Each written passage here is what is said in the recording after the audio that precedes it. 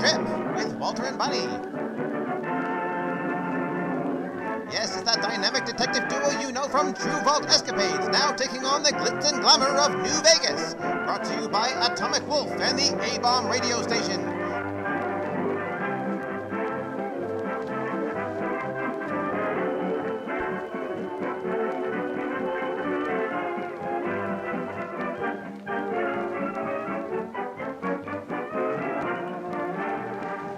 Tonight's curious adventure, the case of the Mutant Bride.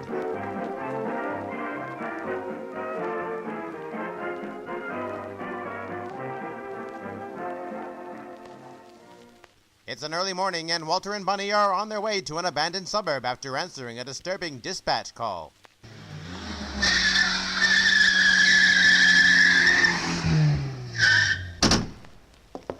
Well, it's about time you two showed up. I could lose these two at any moment. We made it as fast as we could, Terrence. Hope we still have time. And judging by your report, time bombs and hard-up young couples don't make a great mix. That's Lieutenant Humphreys to you, Walter. I honestly can't differentiate if that darn woman has a bomb in there or not. I need one or both of you to talk some sense into that crazy dame and her husband. What the heck is actually happening here? Some poor newlyweds lost a pound of caps and want to start blowing things up? From whatever the chick is mumbling in there. Sounds just about right. Now, I need the two of you to make sure she doesn't do anything stupid in there. Go! Right, Chief. You stay back, Bunny. No need in losing the both of us in this. Gotcha. Hey, ma'am. Is everything all right in there? Who are you? Stay back, you hear? Stay back! My name is Walter Camry of WB Investigations. It's a division of the New Vegas Law Enforcement. Can we talk about what's going on? Look, I don't care where you're coming from. My husband thinks that just because he can rob a safe, he can become a goody two-shoes. Then I realized he's a broker with a stone. When I got married, I wanted love and fortune. Was your husband some kind of jewel thief, miss? Oh, just step away before you get hurt. Well, look, we can sort it all out at the outpost. No need to figure it out now. May I ask where your husband is? Dead! I couldn't take any of his excuses anymore. Well, ma'am, if you could just let me open the garage door here, we can try to make heads or tails of what's really going on. You get away from me and my idiot husband. Let us die in peace. Nobody has to die here, lady. Can we just... Walter, get away. That woman is nuts. Stay behind the car. She's going to do something stupid, I know. There goes the garage. Don't get out behind cover now. The house is coming down with it.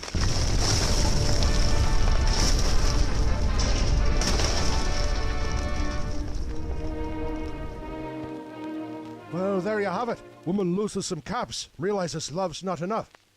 I'm sure she was a rightly pain in the butt for that poor man. Well, up until she burned him to death. Humphreys, are you sure something else wasn't going on between them? It seems that too many details are left out of place. Well, I don't know what you're expecting. There was a domestic feud with a crazy broad. She gets angry, sabotages some explosives for her man. What Walter can recover from the fire is all we can go by for further details. Ah, Walter, find anything interesting? Yeah, because the lieutenant seems to have it all played out for himself. Well, besides an unidentifiable corpse, there were no visible signs of a struggle, possibly due to the burns, but I did get my hands on a half-used roll of duct tape and some assorted pistols stored within the garage's toolbox. But is there nothing in the terms of explosives? How did she do it? To be honest with you, I'm split on the possibility that the woman either used detonators or set the fire to some gasoline. Regardless, she's dead, and we have very few things to go on. The strangest thing, I can't find a single trace of the husband. I mean, I'd suspect he was incinerated completely by the fire, but that seems very unlikely, especially since our bride's corpse was found so close to the center of the blast. Oh, maybe you tried running at the last moment? I wouldn't count on that, Humphreys. To me, it sounds like our mystery husband was bound and gagged by the woman before the explosion. Hence the half-used roll of duct tape. You're meaning to tell me this lady overpowered her own husband, managed to strap him in the car, and keep him there until the very end? Why do you think we didn't hear any cries or pleas for help when I could clearly be heard negotiating with the woman? Look, she could have drugged him, caught him off guard with a pipe. The possibilities are endless, but that's not the point. What's in that bag, Walter? I was wondering when either one of you would decide to ask. Check this out. Ew. What in the heck is this for? A mole rat's head? What does that have to do with anything? Mind your evidence, and you might just find a lead, Humphreys. See the lower half of the wooden mount? Honey, not in 1,000 years am I getting any closer to that oversized rat's head. Lieutenant? Robert S. Henry. Name of any significance, Humphreys? I think so, if I'm right. The Henry family I'm thinking of in particular is a long line of ranchers and hunters just about 10 miles outside of Goodsprings. I won't make any confirmation yet, but by golly, think you may have something here, Camry. Thought so. I found it hung just beside the garage doorway. Thank goodness it wasn't destroyed by the explosion. And you think this lady may have bought this head off of this man? Precisely, Bunny. The wood doesn't show any signs of aging, so who knows? This item may even be recent. That's enough to satisfy me, you two. Haul your tails over to the Henry Ranch at once. Here, Bunny, I'll mark it on your Pip-Boy if you please. Oh, all right, but if this case ends up taking us to some mole rat's nest, you may have to take my spot for the day, Humphreys.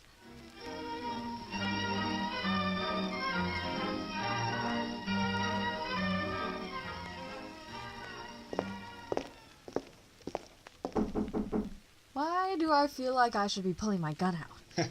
I'm getting a hostile vibe from this place, too. But don't worry. I have a feeling this man's only a killer of animals. I hope so. Hello? Hello, Mr. Henry, is it?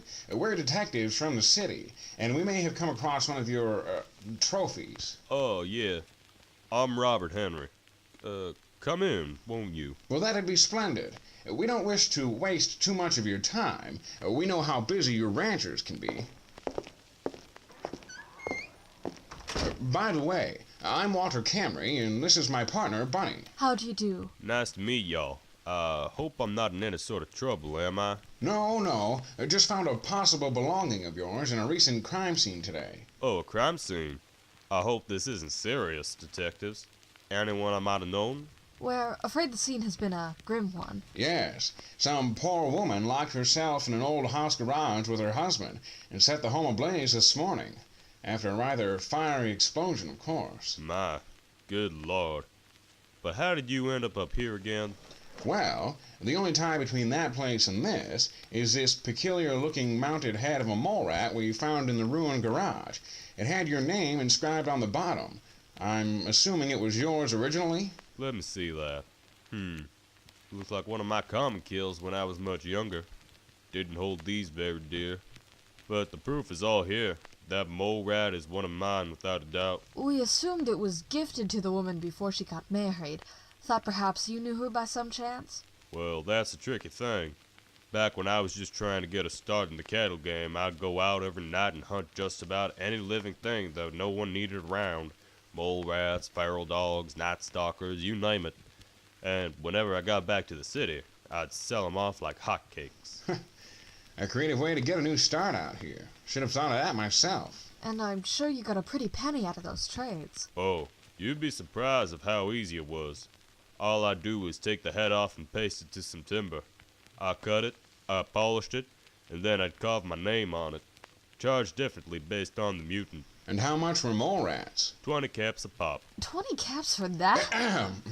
Well, Mr. Henry, Bunny and I were just hoping you may recollect selling this particular mount, but I see that must have been such a long while ago. You see, the woman who owned this seemed to have lost a large sum of money before, well, self-destructing everything. Unfortunately, that's all we have to go by besides this mutant's head. Now wait.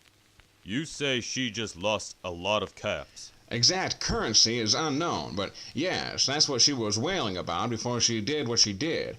She seemed very angry at her husband. Well, in that case, my regular caravan said something that may useful. Something about a robbery. A robbery? Where? Yesterday at the gun runners. I didn't hear no details, but man, I wouldn't invest in those GR boys after what he said happened. Walter, maybe that's where all that cash came from. Either way, it sounds like the #1 place to go from here. Thank goodness you told us about that, Robert. Tell me, is there anything else we should know about this robbery before we leave? Nah, not anything more than that, though they got hit mighty hard the other day. I don't know who has the stones to try and rob the gun runners like that, but the bandits sure showed the Mojave that anything's possible. I don't know how my mount got involved in all this, but I'd go there. Thank you, Robert. And do you mind if I take the Morad with me? I think it still may hold some use. Go ahead. All of my sales are final.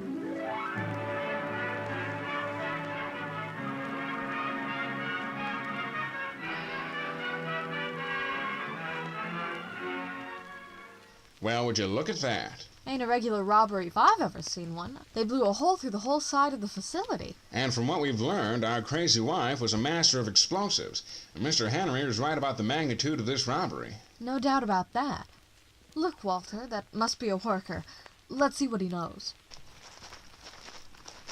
Excuse me, sir. Whoa, whoa. Not so fast, you two. We're in the midst of a reconstruction right now. But if you want to buy something... Detectives Walter and Bunny, WB Investigations. You're acting as if I've heard about you. We're new, but trust us, we're just as good as the ads suggest. Oh, yeah? And what are you here about? I truly hope the gaping hole in our wall has something to do with it. It does. A rancher we just spoke with mentioned his caravaner passing a rumor about the incident.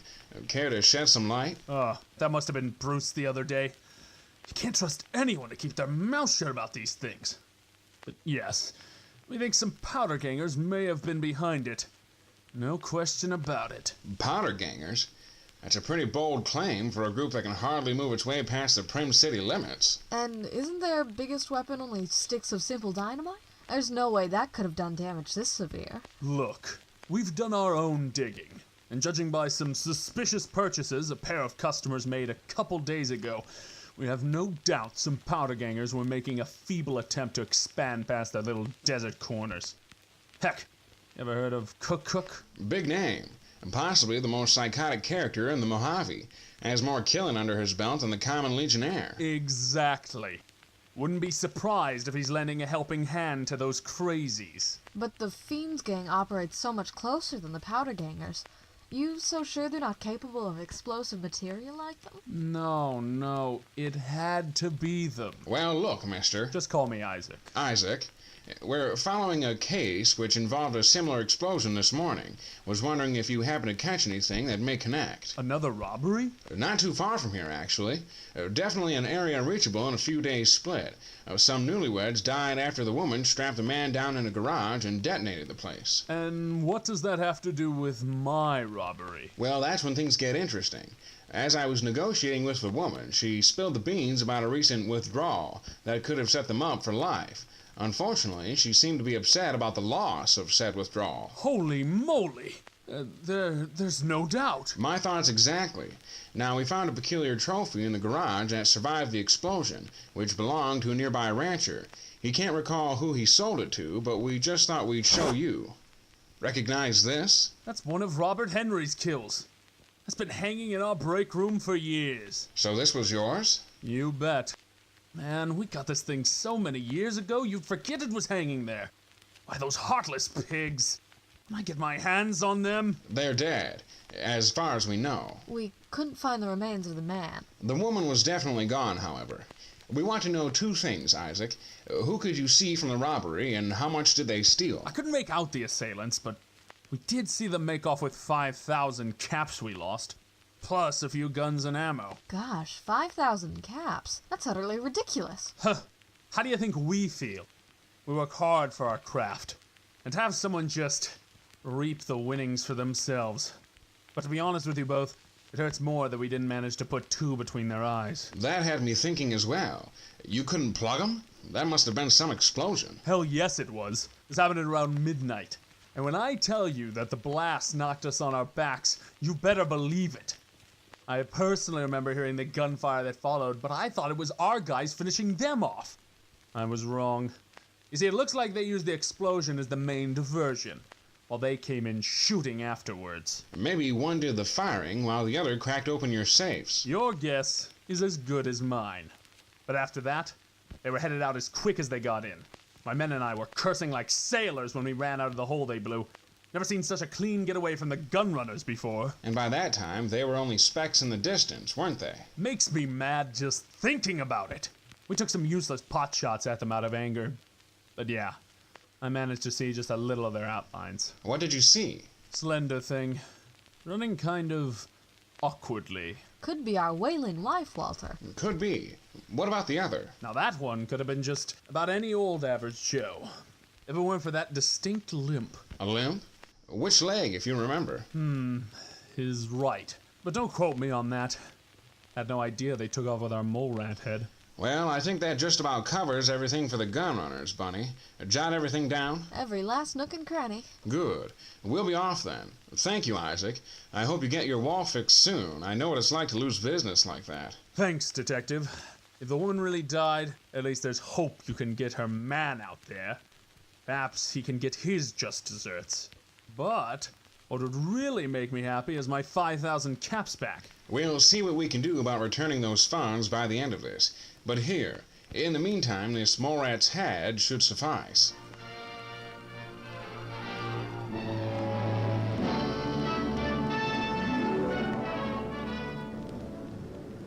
So you mean to tell me these hooligans stole all that cash from the gun runners and got away with it? One of them might have. The man was last seen running off with a distinct limp on his right leg. Probably wasn't due to a gunshot wound either. It was actually the couple doing the shooting here. Well, I wouldn't doubt such a thing. If there's a chance the man's still out there, we won't be following a corpse case here anymore. If that was them. Well, either way, we'll be following all the leads connected to the robbery until we reach the end. Here's hoping this actually does have something to do with the incident this morning. Where do you two plan on going now? Poseidon Energy, if our memos are correct. This is the closest powder gang camp to the gun runners. Okay, you'll be careful, you two. Oh, don't worry about us, Lieutenant. Gunfights and explosions are all part of the Walter and Bunny schedule.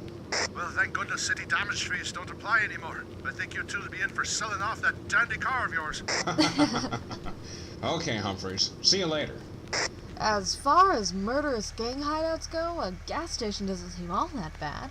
It's out in the sun, and maybe you could fill up on cigarettes and soft drinks after a long day's work. Maybe.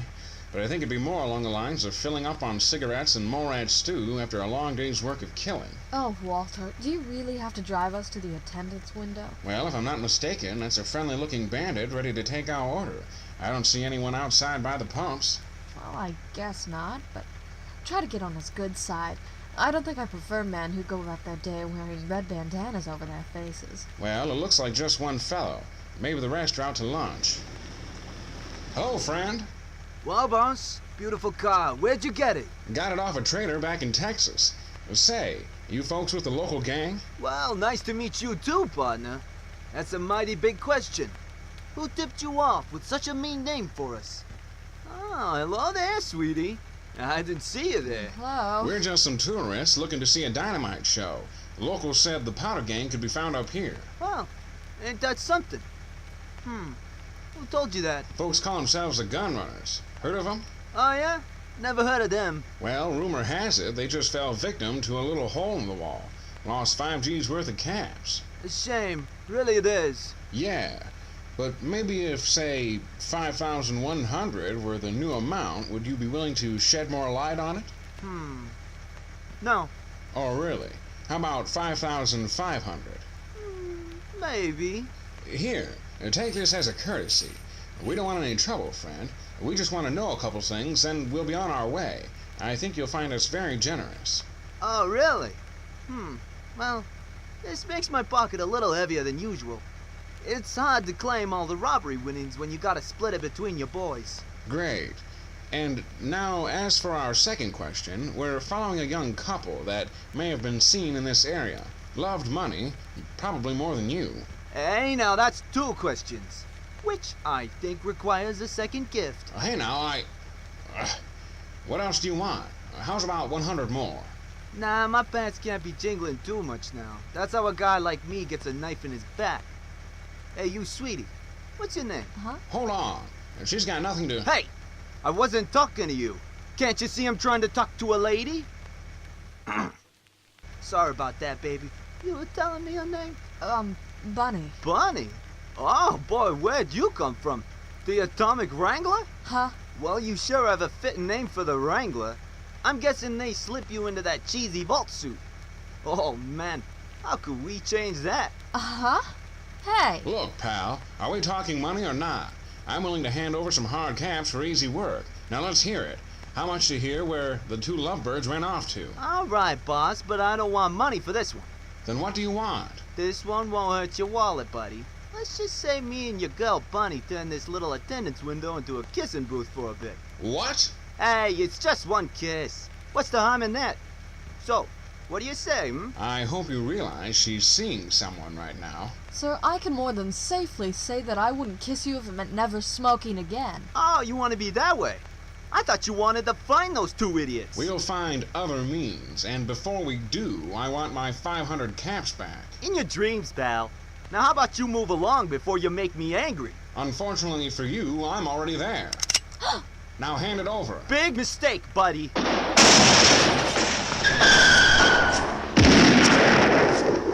Walter, what are you doing? That idiot's our only means of getting a hold of whoever those two crazies were. And he robbed me of 500 caps for only half of what I wanted. Look, he's sending more men to the gas station, Walter. You need to step on it now. Not in 1,000 years. I'm going to park this thing by the side of the road to give us a little range. You get ready to open the trunk and grab the Tommy gun. But they have dynamite. And this car has a power armor body. If they chuck any past the car, just throw it back. And do your best not to kill that one con artist we just spoke with. He probably knows more than the rest. Out! Out now! Fine, but if I'm going down, that pervert is going down with me. They're pouring out of the station. Now just take your cover and wait for them to come a little bit closer. I think that coward is hiding inside. Waiting on your mark. Hold. Hold. Now!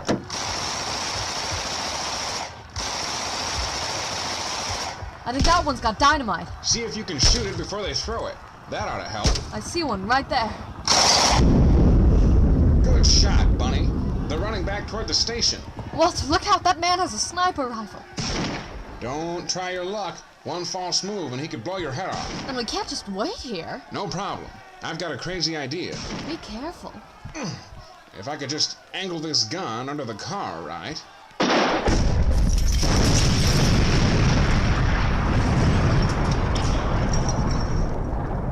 What did you do? I shot the gas pump. That place is going sky high. Well, what now? Let's move in. We best head inside while the blaze is still fresh.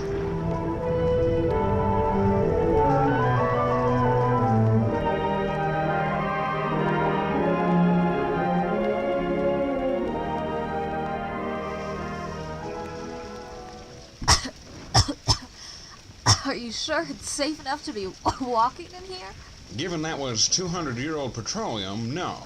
But the quicker we find that man, the quicker we can get out of here.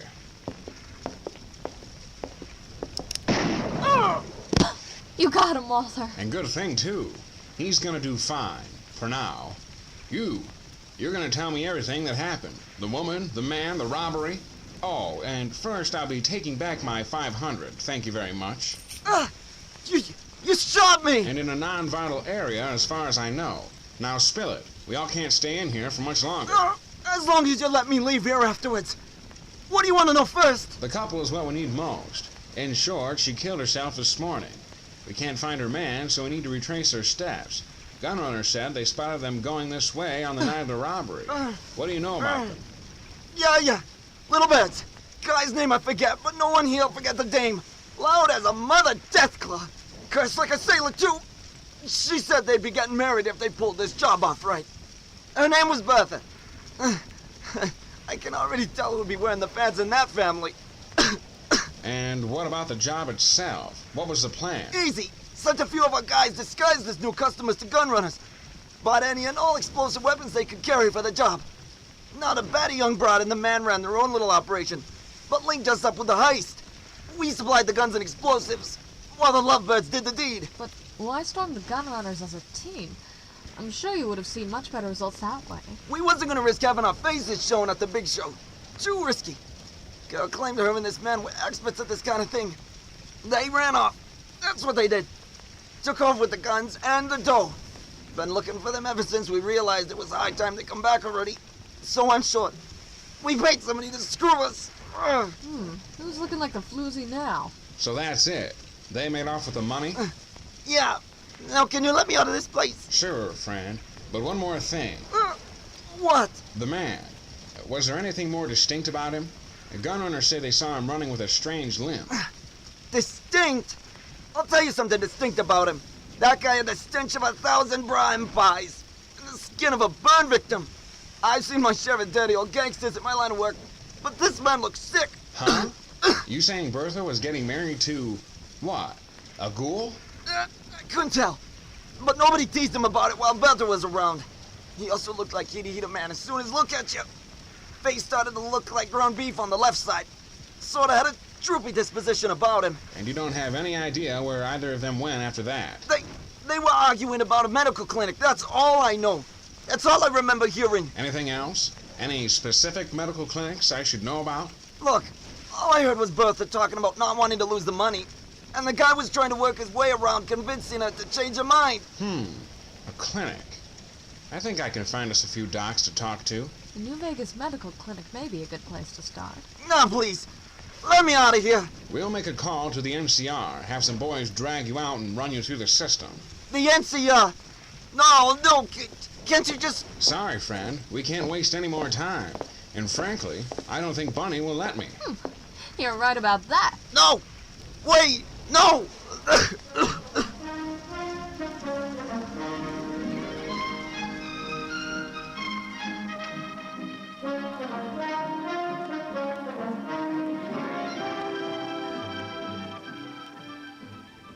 Well, the New Vegas Clinic didn't have anything worth hearing for us.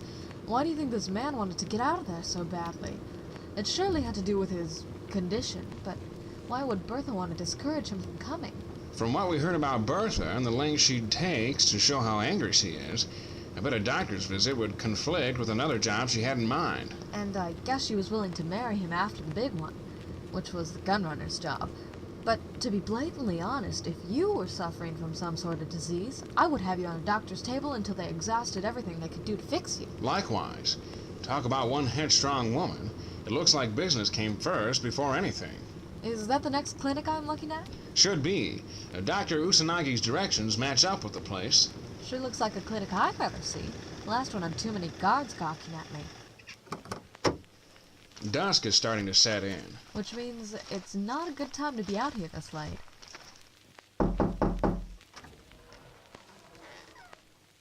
Hello. How may I help you? Hello, Doctor. Detectives Walter Camry and Bunny. We work for Mr. House. How do you do? Oh, that's quite an honor. I'm Dr. Rogan. What can I do for the detectives today? Well, you can start by letting us know if you had a recent patient who walked with a strange limp and had a rank stench to him. And if his face wasn't much to look at either. Oh, well, I would have been lost if you had left me wondering who had a limp recently, because I have so many. But the other details are spot on with the man I checked out yesterday. May we come in? I know it's a little late, but this is a rather serious matter. No arguments here. Please, let's get you indoors. Outer Vegas at night might as well just be called fiend territory. So, what's this all about, detectives? Dr. Rogan, Bunny and I have been chasing this particular man since early this morning. His new wife supposedly killed him, along with herself, when she managed to detonate their new home. Though we only recovered Bertha, the woman's body, from the crime scene. The man was nowhere to be found. Then we discovered only a couple days prior they robbed the gunrunners, pulling 5,000 caps from the job. And right before she sent the house sky high this morning, she was yelling about a large sum of money that the man had lost, which ruined their marriage. And just a few hours ago, the powder gangers admitted to partnering with the couple for the robbery, also mentioning that Bertha's husband had a limp and a peculiar look to him, and not a savory one either. One of the gangers spilled the beans about the couple arguing about visiting a clinic for some reason. Then you found the right place, Mr. Camry. Because just yesterday, the man whom you've described dropped by to have a radiation exam run on him. A radiation exam? So we were right to think he was sick. Oh, more than sick. You see, Charlie has been visiting me in secret for the past 3 or so months for regular checkups. But what he really wanted was an expensive radiation procedure. Bertha and Charlie. Both pretty names with an ugly past. So Charlie was trying to fix what was eating away at his skin. Or so it seems. No, you're very much correct, Detective. You see, upon his first visit, Charlie did mention he made his drop-ins under the nose of his wife, who he explained was very aggressive towards him. He first came to me explaining that some parts of his body became dry and flaky. An obvious first sign of advanced radiation sickness. Did you treat him? Yes, at first. Gave him some anti-mutagen mixed with a combination of Rat-Away and Rat-X to hold back the tide. But his case was much more prolonged for me to handle with household remedies. A few nights later, he suggested a bargain for an extremely intense procedure that would hopefully remove his condition. By this time, he developed the limp. That rad sickness developed into a gullification problem. Whole right side was taken over by the rot. What prevented you from performing this procedure? It was far too expensive for him to afford, and such a procedure would drain me of resources. I would have had no problem with this if Charlie had the funds to do so. How much? A whopping 3,000 caps would suffice. But I refused his bargain for a lower price. I did, however, offer therapy to the man and medicine, free of charge. Maybe this explains the robbery at the Gunrunners. Part of me doesn't think so, Bunny. That wife of his was only interested in herself, or as far as I could tell. He's right. But perhaps Charlie stole their cut of the money from the heist just to pay me for what he did. And what did he do, Doctor? Well, last night he paid me a visit with the 5,000 caps to pay for the procedure. And before we could start, I told him the disease had already taken over too much of his body to cure. You mean he didn't make it? He was still alive by all means, but only time could tell if he'd just become a feral ghoul or just flat out expire from the radiation poisoning. But if he died for his wife being so mad for losing the money, how did he end up wasting it? Oh, he didn't waste it. Even after all that drama, Charlie did the next best thing.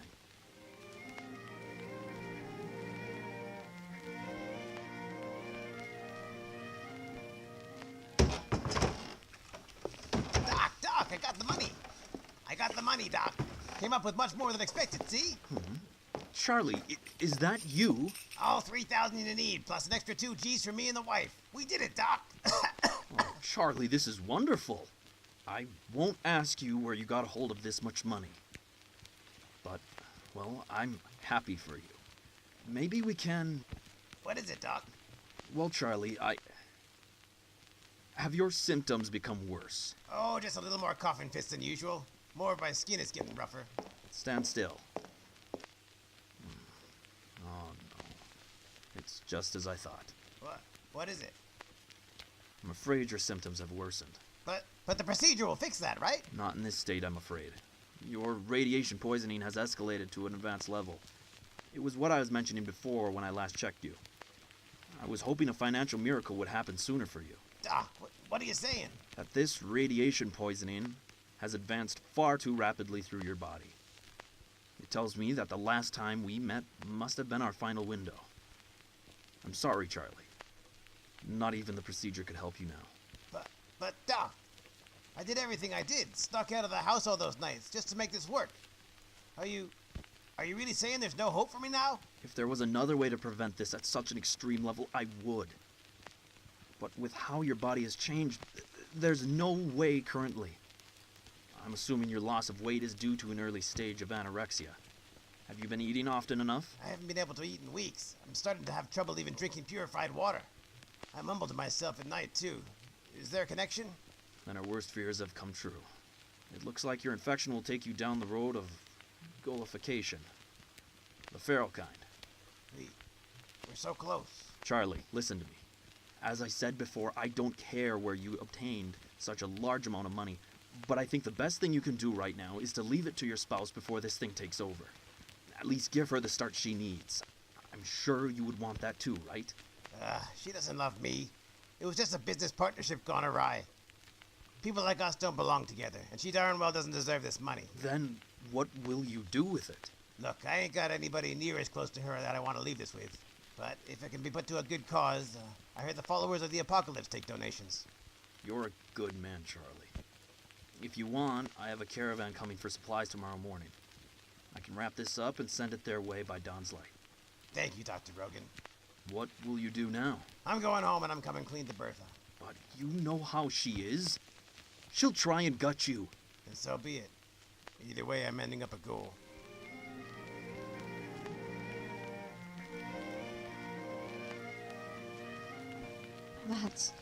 That's awful. Just like that, he passed me the cap stash and went about his way. Never would I have thought that Bertha would go so far to punish him. And just like that, this is all starting to make more sense to me. But how, Walter? We still couldn't recover Charlie's body from the crime scene, only Bertha's. I'll explain to you and to Humphreys once we get back to the crime scene. Come on. Doctor, get behind that lab table. What is going on here? We were being tracked. Now, if you value your life, I bid you to step behind that lab table. Is that who I think it is? Yes, it's the darned powder gangers. Come on out, detective. We have some unfinished business. Bunny, do you see where he's walking to? It's too dark. No, I don't. Stand up, little missy, and drop that piece. You might hurt yourself. Put down the gun. You put down yours before I blow this little blondie's head off. Walter? Better drop your guns, or I'll end the both of you. That's what you get for leaving me to die. Great shot, Doctor. That was close. I thought I was going to be dead at that rate. Dropped him with a syringer. Gun that can launch little doctor's remedies to bad eggs. We thank you a billion times for that one, Dr. Rogan. We'll send some money for the damage we caused later, but for now, we need to get back to a crime scene. Stay safe. Will do. Thanks, detectives.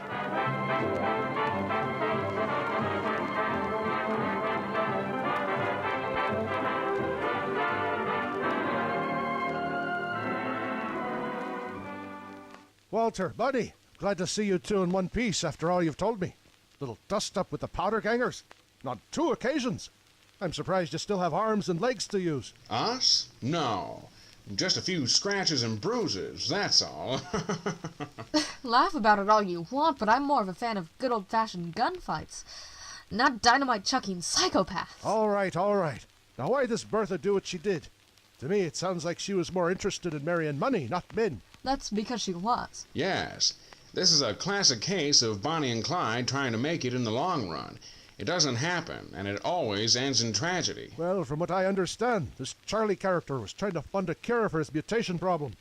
His wife didn't pay it any mind, and finally wanted to settle with the big score at the Gunrunners. Care to shed any more light? Well, you're right on the money there. You see, Charlie had a heart, unlike his wife. She was probably abusive, meaning that Charlie had to solve his problems on his own, which is why he would slink out in the middle of the night to meet Dr. Rogan in his clinic. We all know what happened with the powder gangers, and they're finished in this part of town. But that distinct limp Charlie walked with was due to the mutation taking over half his body. Dr. Rogan confirmed that Charlie's sickness had pushed too far beyond any treatment, so his days as a sane human being were numbered. Charlie then mustered up any good he had left in him and donated the 5,000 caps to the followers of the apocalypse in Freeside, more than likely going into some sort of disease research. That's all fine and well, but how does this account for the absence of Charlie's body at the explosion? That was a tricky situation to decode, but I think I've solved it. Well, let's hear it then. When Charlie got home, Bertha was furious to find that the caps were gone. I'm sure a spat ensued, but when Charlie revealed that he was responsible for the missing winnings, she lost it, beat him to a pulp, and proceeded to tie him inside the car and that later blew up. Why he didn't fight back? He was weak, far too deteriorated from the mutation. Also, he may have lost the will to save himself. He was due to be a ghoul in no time. This could also explain why we didn't hear any muffled screams from the garage. He was bound, and probably unconscious from either the beating or the final stages of radiation poisoning. That pivotal moment where a man transitions to a monster. How awful. Either one of those possibilities could account for the lack of noise we heard from Charlie. But when Bertha hit the switch and blew up the garage, let's remind ourselves, who was the fuller human here? Bertha or Charlie? Well, Bertha, obviously. Physically, at least. Exactly. But on a physical level, Charlie was sick. He had stopped eating weeks prior. Doctor said his weight was troubling for the past 3 months. And on top of that, the mutation was rotting away at his flesh and bone by the day. So when the explosion happened, Bertha still had a full body to burn. She was as healthy as a wastelander could be. But Charlie, he was nothing short of a walking corpse. So when the blast began, Charlie disintegrated, burned up, nothing to be recovered. Why, that's incredible. But, Walter, are you really saying Charlie's condition was that bad? To the point where he just evaporated? He was in the heart of the explosion, smack dab in the car. He got the first of it, and Bertha, I assume, was standing just outside of it. So when we compare the little we found of Bertha's body, just imagine the damage Charlie's body had. His ashes are ashes now. And so ends the sad story of Bertha and Charlie, eh? Gosh, blown to smithereens for donating money to charity. What a world we live in. Well, maybe Charlie can be at peace for at last doing a good deed before he died. To me, it sounds like Bertha was the real criminal here. I couldn't agree more if we could put them both on a scale. Well, just goes to show you. You got good dames and bad dames. But you should always beware of a Bertha.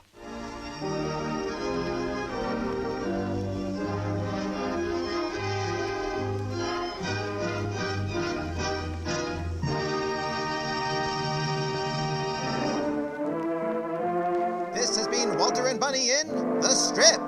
Be sure to tune in for our next episode, The Case of the Mannequin Soldier. In their most mysterious case yet, Walter and Bunny must team up with the Brotherhood of Steel following a strange vertibird crash and put the pieces together to reveal a mind-boggling secret. You won't want to miss it for anything. Next time on The Strip. In the production you just heard, Walter Camry was impersonated by Eric Huffman, Bunny by Amy Harris, Humphreys by Can Kennan, Bertha by Amber McCready, Robert by Ted Pye, Isaac by Marshall Peterson, Jesse and Dr. Rogan by Austin Wayne, and Charlie by Sean Dawes. The entire production was written and directed by Preston Hardin. The Strip and True Vault Escapades are all productions brought to you by the A-Bomb radio station and smartphone app.